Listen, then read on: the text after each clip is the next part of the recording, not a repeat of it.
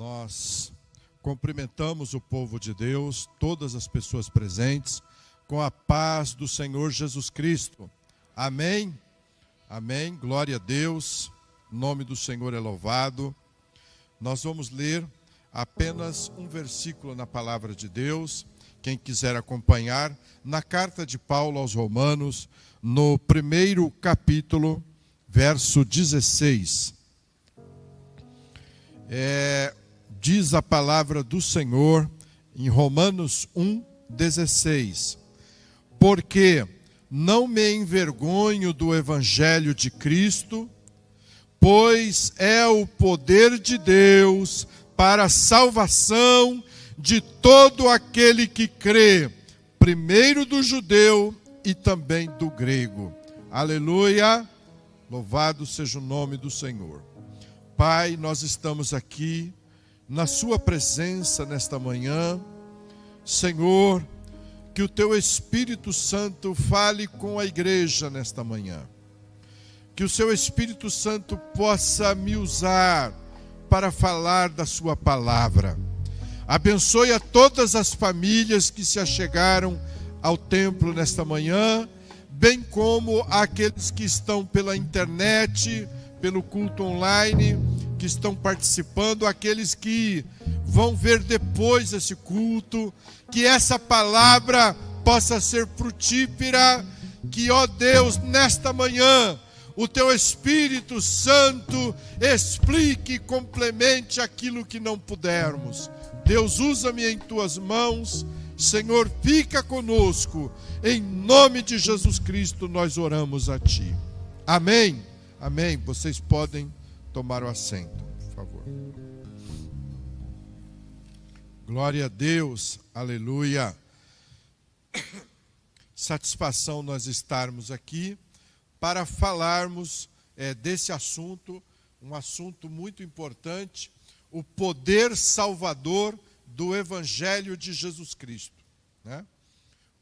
Nós vamos falar aqui sobre algo que nós conhecemos, somos testemunhas, mas nós, como povo de Deus, como servos do Senhor, sempre é importante nós relembrarmos, nós fixarmos melhor, nós fortalecermos nossa mente naquilo que Deus tem para nós, como seus filhos.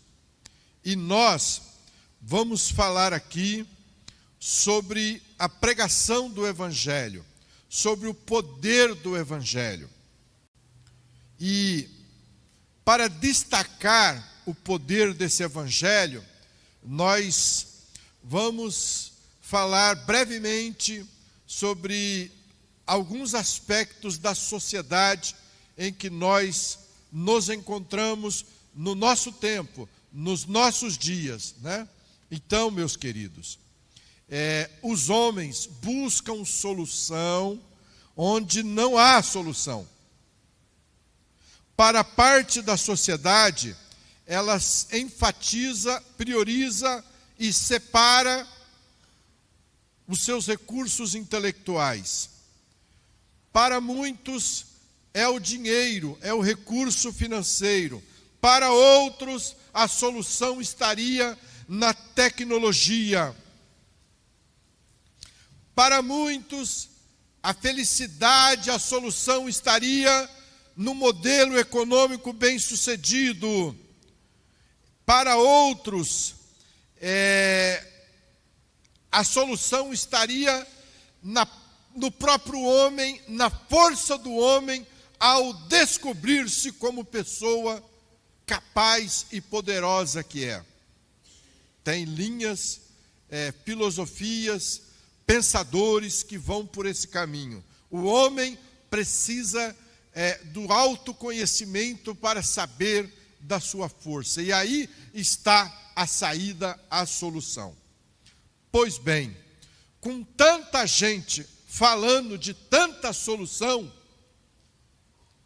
onde é que a gente coloca, por exemplo, se existe solução e ela vem de tantas fontes, Como é que a sociedade explica milhões de pessoas em estado depressivo, outros milhões numa ansiedade sem controle, vidas e mais vidas cheio de incertezas, frustrações, traições, ganância, inveja, criminalidade, imoralidade, prostituição, avareza?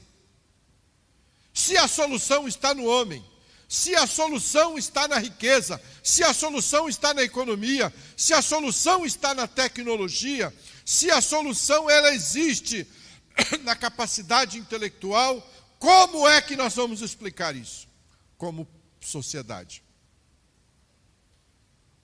O mundo hoje, meus irmãos, fechou o ano de 2022 e também 2023, 2022 com cerca de 108 milhões de pessoas refugiadas, segundo dados do Alto Comissariado da ONU, Acnur, né? Esse é um dado que a gente coletou na Agência Brasil, né? Que tem esses relatórios, e atualmente supera os 110 milhões de refugiados. É um dado de junho de 2023. Aí, com os refugiados da faixa de Gaza, que chega aí a casa de 1,5 milhão, nós já estamos indo no caminho de 110 para 115 milhões de refugiados no mundo. Você sabe o que é a condição de um refugiado? Já parou para pensar? Um refugiado deixou a sua casa para trás. Um refugiado deixou o seu emprego para trás. Um refugiado deixou a sua escola para trás. Um refugiado deixou parte da sua parentela para trás. Deixou o seu carro, deixou os seus bens, a sua herança, deixou as suas raízes na sua terra. É uma situação terrível, a situação das pessoas refugiadas. Elas perdem tudo. De vez em quando, acho que a maioria conhece, a situação, só como exemplo, dos refugiados do Aeroporto Internacional de Guarulhos, ok? Nós temos milhares de pessoas ali, encantoadas numa ala do aeroporto em que não se tem acesso, pessoas que só têm a sua bagagem de mão, suas roupas, e elas dormem dentro do aeroporto, precisam se banhar, e esses dias passou uma matéria interessante, entrevistando essas pessoas que estão lá dentro. Elas não têm mais nada, não podem nem sair do aeroporto, porque não tem como entrar no país. Que solução é essa que a sociedade tem? Que solução é essa? Quer mais um dado? O Departamento de Repressão a Narcóticos, o chamado DEA, ele tem dados bem recentes que os Estados Unidos atualmente, anualmente morrem 110 mil pessoas com overdose. E cerca de quase 70% dessas pessoas morrem por uma droga sintética, o fentanil, que ela só é 50 vezes mais forte que a heroína. E muitos jovens, pessoas na flor da idade, pessoas com toda uma vida pela frente, têm perdido a vida por conta de buscar solução nas drogas. E é um problemaço, um problema sério, um problema de saúde pública, que o governo está lá tentando cuidar disso. Mas uma sociedade avançada, um país dos mais ricos do mundo, se não o mais rico, um país extremamente avançado tecnologicamente, um país que se diz resolvido, que todo mundo tem seus carrões, suas casas, um país bem transitado, com milhões de pessoas refugiadas lá dentro, pessoas ilegais, porque as pessoas todas correm pensando que lá é a solução. E lá dentro dessa própria sociedade, você tem 110 mil pessoas morrendo por ano só de overdose. Só isso. Então, meus queridos, onde estaria a solução para essa sociedade? O modelo do mundo hoje é um modelo falido, em que os países estão colapsando, o meio ambiente está colapsando, o clima está colapsando. E na história da humanidade, nós tivemos impérios e mais impérios que um dia foram fortes, foram vigorosos, se expandiram, e hoje o que se tem é só história desses impérios. Império Babilônico, Império Persa, Império Romano, Império dos Otomanos. Todos esses impérios tiveram a sua força e foram reduzidos a nada. Por quê? Porque a sociedade busca soluções erradas, onde não há saída. E nós da igreja, nós do cristianismo, nós conhecemos a solução para todas as pessoas. Como foi cantado aqui pelo pastor Jones, Jesus é o amor que salva, que cura. Como foi cantado pelo coral, uma maravilhosa graça que muda a nossa trajetória. Então, igreja, o grande compromisso da igreja, quando Jesus precisou deixar aqui essa terra e voltar e subir, ide, pregai e ensinai o evangelho a toda a criatura. Por quê? Porque, como eu disse aqui em Romanos 1,16, o evangelho de Jesus Cristo é o poder de Deus para a salvação de todo aquele que crê. Aleluia! O evangelho de Jesus Cristo restaura casamento. O evangelho de Jesus Cristo tira da pessoa pensamentos suicidas. O evangelho de Jesus Cristo cura a alma e cura o corpo. O evangelho de Jesus Cristo restaura os caminhos errados. Quando nós conhecemos Jesus, é como aquela expressão de Isaías 43:19. O que é que Deus faz com a nossa existência? Deus, Ele muda a nossa trajetória, muda a nossa perspectiva de vida, muda a existência. A Bíblia diz lá em Isaías 43:19, eis que porei um caminho no deserto. Você pode estar vivendo um deserto na sua existência. Você pode estar vivendo um deserto seco, árido, dolorido, sem esperança, mas Deus coloca um caminho novo pelo poder do Evangelho de Jesus Cristo. Aleluia. A palavra também diz que Ele cria rios onde está tudo seco. Os chamados rios no ermo. O que é o ermo? É o nada. É aquela paisagem seca, árida.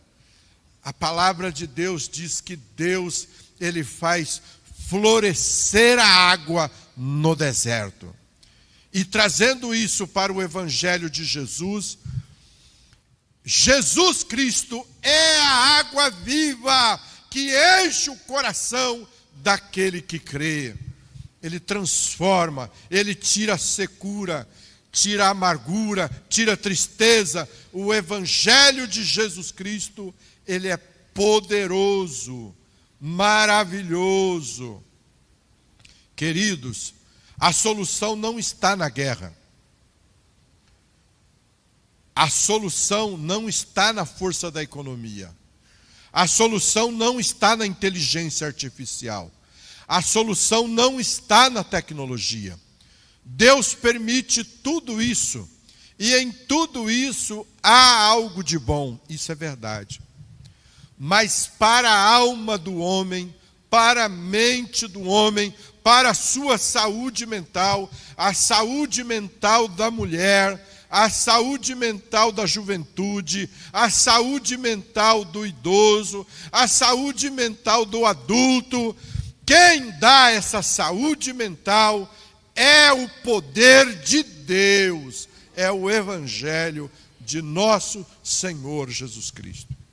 E nesta manhã eu compareço aqui como alguém para pregar esse Evangelho, para fazer lembrar a igreja que nós temos uma missão.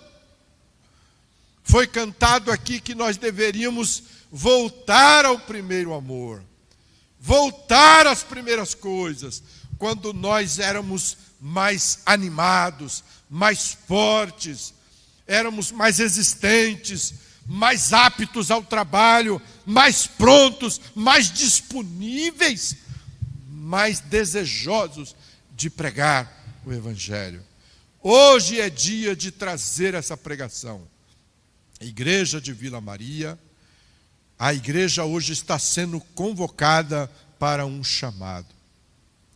A igreja hoje está sendo chamada para fazer bem mais do que já faz, e faz bem, mas pode fazer mais e pode fazer bem melhor. Então a igreja precisa dar frutos.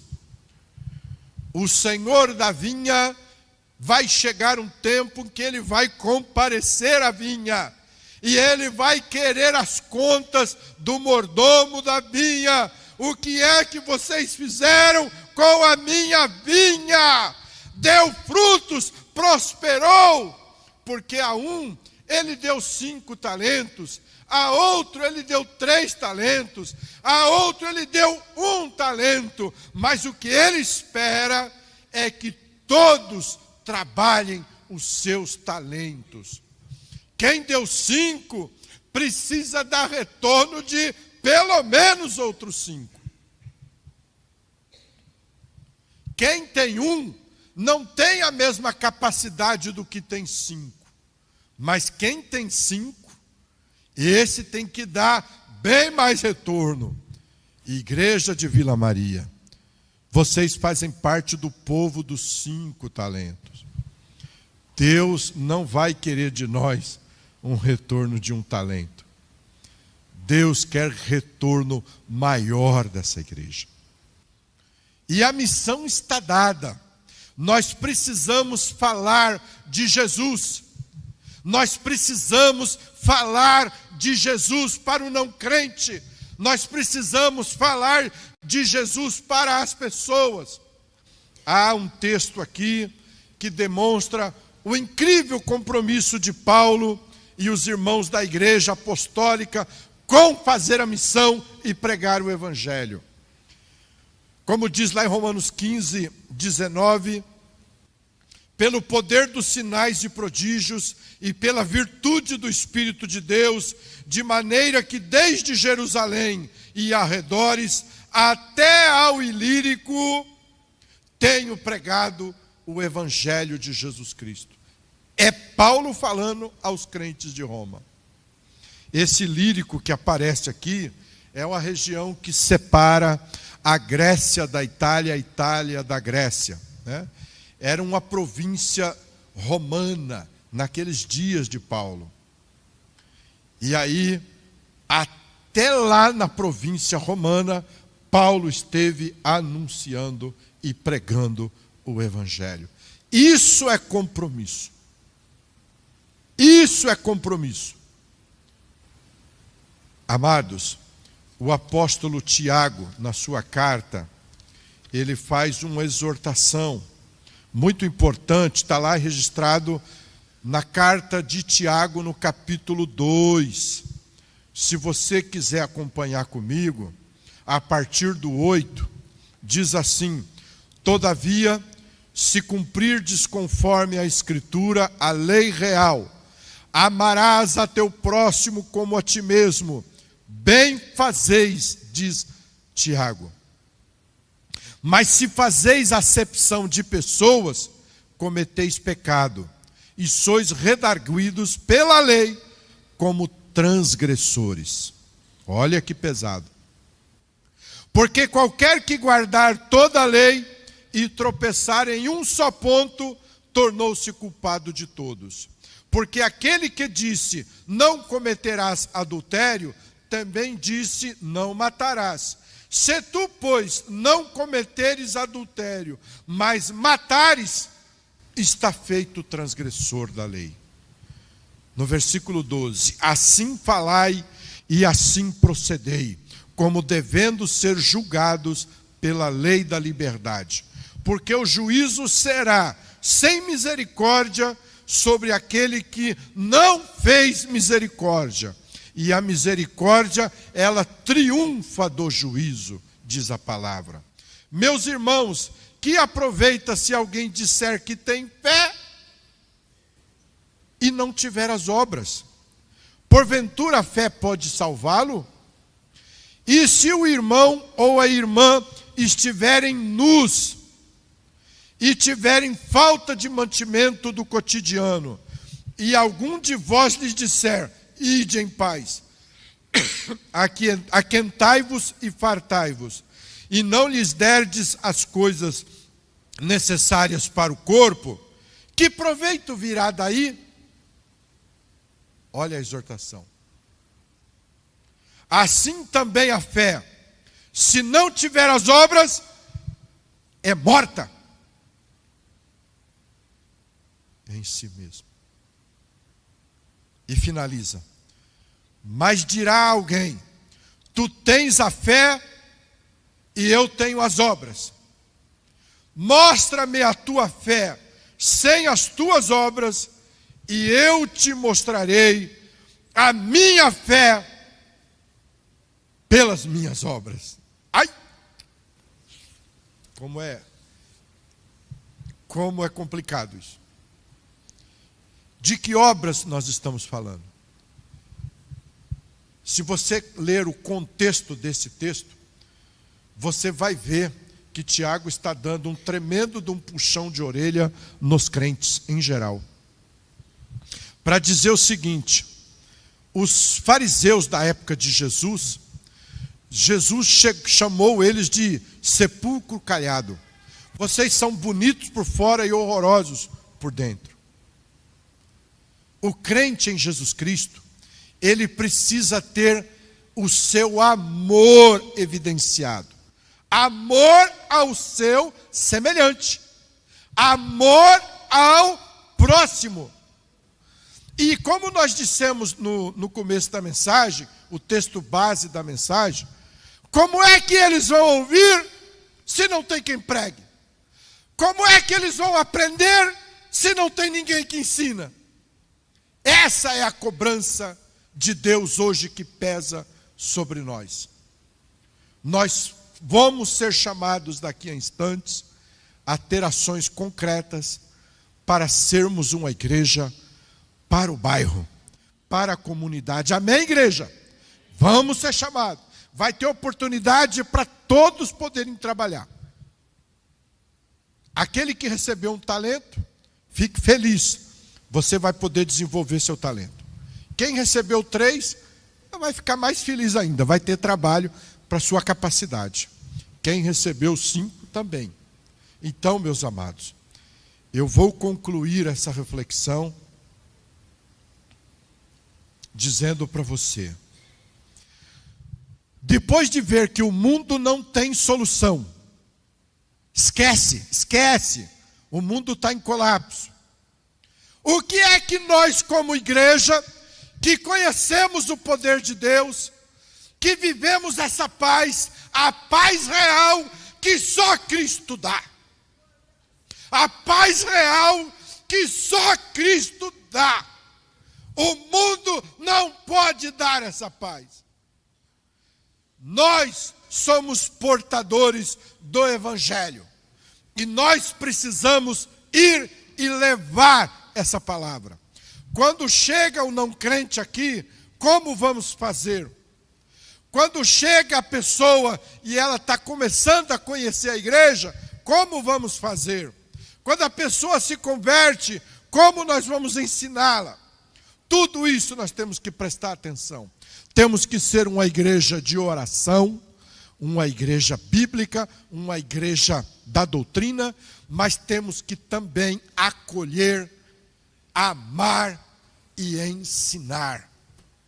E temos que, ao mesmo tempo, ser uma igreja que proclama e que dá frutos. Amém, igreja? Você está preparado para o chamado? Preste atenção. Deus vai falar com você. Esteja aberto. Essa palavra que nós trazemos é porque nós somos ministros de Deus. Nós somos os sacerdotes, a nação santa. Nós temos o Evangelho de Jesus Cristo. E nós precisamos agir, agir e agir. Que Deus nos abençoe, que Deus nos fortaleça. Eu passo a palavra para o nosso pastor. Amém, igreja?